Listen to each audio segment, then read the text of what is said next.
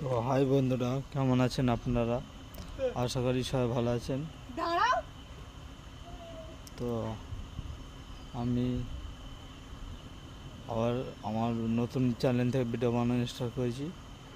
এটা আমার নতুন চ্যানেল, সবাই দয়া করে সাবস্ক্রাইব করে নেবেন। আর দেখতে পাচ্ছেন আমার হাতটা কাজ হয় না কেন।